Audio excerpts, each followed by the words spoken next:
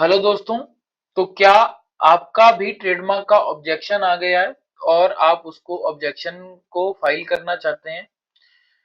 तो इस वीडियो में आप कैसे अपना ऑब्जेक्शन तैयार कर सकते हैं और कैसे उस ऑब्जेक्शन को फाइल कर सकते हैं उसकी पूरी जानकारी दी जाएगी।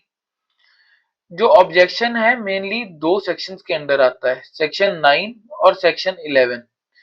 तो आपका भी जो ऑब्जेक्शन आया होगा, उम्मीद है इन्हीं दो सेक्शन के बीच में से आया होगा। सेक्शन 9 एंड सेक्शन 11 में अगर आप डायरेक्ट लैंग्वेज देखेंगे तो आपको नहीं समझ आएगा। अगर आप एडवोकेट हैं तो आप ऑब्वियसली समझ पाएंगे सेक्शन 9 एंड सेक्शन 11।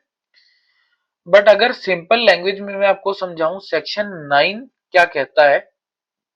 सेक्शन 9 की ऑब्जेक्शन तब आती है जब आपका ट्रेडमार्क या लोगो या वर्ड बहुत ही कॉमन है। फॉर एग्जाम्पल, मैंने ट्रेडमार्क एप्लीकेशन डाली, वर्ड मार्क जिसका वर्ड है चाय। अब चाय एक बहुत ही कॉमन वर्ड है। कोई भी दुकानदार, कोई और दुकानदार अगर अपनी दुकान के बाहर चाय लिख रहा है तो मैं कल को उसको सू कर लूंगा कि इसने चाय वर्ड यूज किया है जो कि मेरा ट्रेडमार्क है। इसलिए सेक्शन 9 की ऑब्जेक्शन आती है। जैसे बॉल, चाय, अंबाला चाट, ये जो है वो काफी कॉमन वर्ड्स हैं। अंबाला एक सिटी का नाम है, तो ये कॉमन है काफी। तो इसकी सेक्शन 9 की जो ऑब्जेक्शन है इसलिए आती है। अगले सेक्शन पे आते हैं, सेक्शन 11। सेकेंड टाइप की जो ऑब्जेक्शन है वो इसलिए आती है कि आपका जो ट्रेडमार्क या लोगो है या वर्ड मार्क है या डिवाइस मार्क है वो किसी और के ट्रेडमार्क से मिलता है। किसी और ने, मान लीजिए एनी टाइम फिटनेस, बहुत ही कॉमन वर्ड सा भी लग रहा है बट ये एक ब्रांड भी है। अगर आप चंडीगढ़ या चंडीगढ़ साइड से बिलोंग करते हैं तो आपको पता होगा एनी टाइम फिटनेस। अगर मैं एनी टाइम फिटनेस के नाम से अपना ट्रेडमार्क रजिस्टर करने की कोशिश करूं तो वो ऑब्जेक्शन सेक्शन 11 के अंडर आएगी कि आपका जो ट्रेडमार्क है वो किसी और के नाम से मिलता है। आपका अगर ऑब्जेक्शन आया है तो आपने एक चीज देखी होगी कि आपका जो नाम है वो किसी और के नाम से काफी डिफरेंट है, आपका जो लोगो है, बट फिर भी ऑब्जेक्शन आ जाता है। ऐसा इसलिए होता है कि पहले तीन वर्ड्स भी अगर आपके कॉमन है ना तो कंप्यूटर उनका जो सिस्टम है और अपने आप उठा लेता है और आपकी ऑब्जेक्शन आ जाती है। तो ऑब्जेक्शन अगर आ जाती है तो इसका मतलब ये नहीं है कि आपका ट्रेडमार्क रिफ्यूज हो गया है। आपको अच्छे से उसका ऑब्जेक्शन फाइल करना पड़ेगा। ऑब्जेक्शन फाइल करने में मेन दो पॉइंट्स हैं। जो मेन दो पॉइंट्स हैं, आपने फर्स्ट पॉइंट पे फोकस करना है कि आपका जो ट्रेडमार्क या लोगो है आपने उसको ऑलरेडी एडवर्टाइज और प्रमोट करना शुरू कर दिया है। जिसके लिए आप अपने प्रूफ लगा सकते हैं, अपने यूटिलिटी बिल्स लगा सकते हैं, जो आप लोगों को इनवॉइसेस दे रहे हैं आप वो लगा सकते हैं, अपना फेसबुक पेज लगा सकते हैं, इंस्टाग्राम पेज लगा सकते हैं, अगर आपने डोमेन परचेज किया उसका बिल लगा सकते हैं। अपना फेसबुक और इंस्टाग्राम पे अगर आप एडवर्टाइजमेंट कर रहे हैं तो आप एडवर्टाइजमेंट के बिल लगा सकते हैं। तो ये सारी चीजें हैं जो प्रूव करती हैं कि आपने अपना लोगो ऑलरेडी यूज करना शुरू कर दिया है। सेकंड जो चीज है, आपने जो ऑब्जेक्शन में जिस चीज पे फोकस करना है कि आपका जो मार्क है वो किसी और के मार्क से कैसे डिस्टिंग्विश किया जा सकता है, चाहे वो सेक्शन 9 है या सेक्शन 11 है। अगर आपने कॉमन वर्ड यूज किया है तो वो कैसे आपका ब्रांड नेम है जो उसको कैसे पब्लिक पहचान सकती है कि हाँ वो वर्ड सुन के आपका ब्रांड या आपकी कंपनी कैसे बंदे के दिमाग में क्लिक करेगी। ये चीज आपको प्रूव करनी है। या फिर आपका जो मार्क है वो किसी और के मार्क से कैसे अलग है। ये आप कैसे कर सकते हैं, ये आप जो केसेस को रेफर करके आपको केसेस डालने पड़ेंगे कि ये ऐसा केसेस पहले हो चुके हैं कि ये इस नाम से ऑलरेडी एक ट्रेडमार्क रजिस्टर हो चुका है जिसका सेक्शन 11 में ऑब्जेक्शन आया था। इस तरीके से आपको रेफरेंसेस के तौर पे चार पांच केस लॉज डालने पड़ेंगे। आप कंफ्यूज हो रहे होंगे कि केस लॉज ढूंढें कैसे। एक और तरह का ऑब्जेक्शन, ऑब्जेक्शन नहीं कह सकते, एक ऑब्जेक्शन होता है और ऑपोजिशन होता है।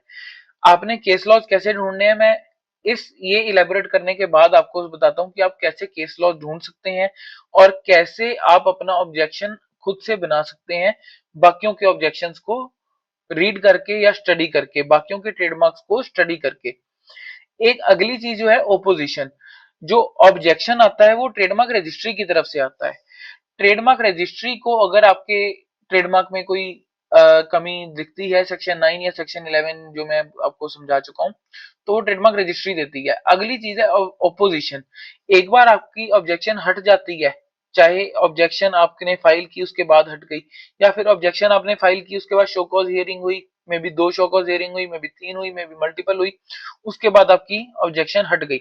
अब वो चला जाएगा 4 महीने के लिए गवर्नमेंट के जर्नल में, जहां पे बड़ी फर्म के अटॉर्नीज एंड लॉयर्स चेक रखते हैं कि उनके नाम से रिलेटेड कोई और बंदा ट्रेडमार्क रजिस्टर ना कर जाए। तो वो लोग, जो ऑपोजिशन होती है वो जनरल पब्लिक फाइल करती है। आपका जो ट्रेडमार्क है वो मेरे नाम से मिलता है, मेरे कंपनी के या मेरे लोगों के नाम से मिलता है, तो मैं ऑपोजिशन फाइल कर दूंगा कि ये बंदा मेरा नाम चुराने की कोशिश कर रहा है, तो उसे कहते हैं ऑपोजिशन।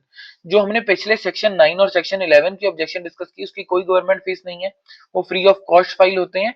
बट जो ऑपोजिशन है, अगर आपके ट्रेडमार्क के ऊपर ऑपोजिशन आ जाती है तो उसकी ऑपोजिशन को फाइल करने के लिए 2700 जो है गवर्नमेंट फीस है।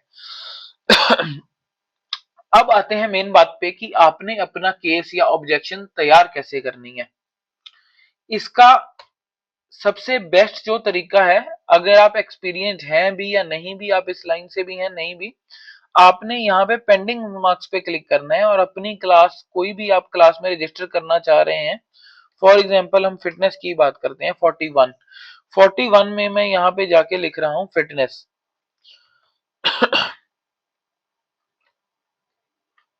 यहाँ पे आप पेंडिंग मार्क्स पे क्लिक कर लीजिएगा।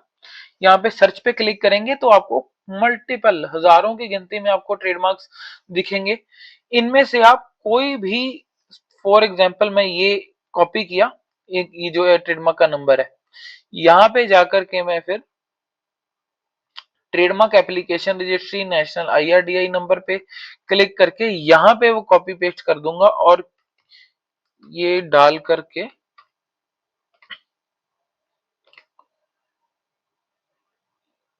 ये देखिए रेडी फॉर शोकॉज हियरिंग, ये मैंने बिल्कुल देख के कोई पहले से डिसाइडेड नहीं उठाया, मैंने जनरली अभी वीडियो बनाते बनाते रैंडमली कोई भी नंबर उठाया था। तो ये आप इस ये जो ट्रेडमार्क है इसकी एग्जामिनेशन रिपोर्ट भी पढ़ सकते हैं। देखिए ये सेक्शन 9(1) में रेज हुई पड़ी है। अब हम क्या करेंगे, अपलोडेड डॉक्यूमेंट्स में जाके इनका रिप्लाई भी पढ़ेंगे। ये वीडियो जस्ट एजुकेशनल पर्पस के लिए है, तो इसको एजुकेशनल पर्पस के लिए ही लीजिएगा प्लीज। तो ये किसी फर्म ने फाइल किया हुआ है ऑब्जेक्शन, ये आप ऑब्जेक्शन रीड कर सकते हैं, पढ़ सकते हैं, स्टडी कर सकते हैं, फिर उस हिसाब से आप अपना ऑब्जेक्शन बना सकते हैं और फाइल कर सकते हैं, जो कि सबसे बेस्ट मेथड है। लॉयर्स भी जो पुराने केसेस होते हैं, प्रेसिडेंट्स होते हैं, वो पढ़कर ही आपका ऑब्जेक्शन फाइल करते हैं या केस लड़ते हैं, या डिस्ट्रिक्ट कोर्ट्स में, हाई कोर्ट्स में प्रेसिडेंट्स ही चलते हैं। तो सेम मेथड आप भी यहीं पे यूज कीजिए, यहाँ पे यही मेथड यूज कीजिए। आप लोगों के ट्रेडमार्क को स्टडी कीजिए अच्छे से, उन्होंने कैसे ट्रेडमार्क का ऑब्जेक्शन फाइल किया, फिर आप अपना ऑब्जेक्शन बनाइए। अगर आपको एक प्रोफेशनल की जरूरत है, हेल्प की जरूरत है, तो आप नीचे दिए गए नंबर पे संपर्क कर सकते हैं। अपना व्हाट्सएप नंबर पे, इस नंबर पे आप व्हाट्सएप कीजिए जस्ट अपनी एक ट्रेडमार्क की जो एग्जामिनेशन रिपोर्ट है।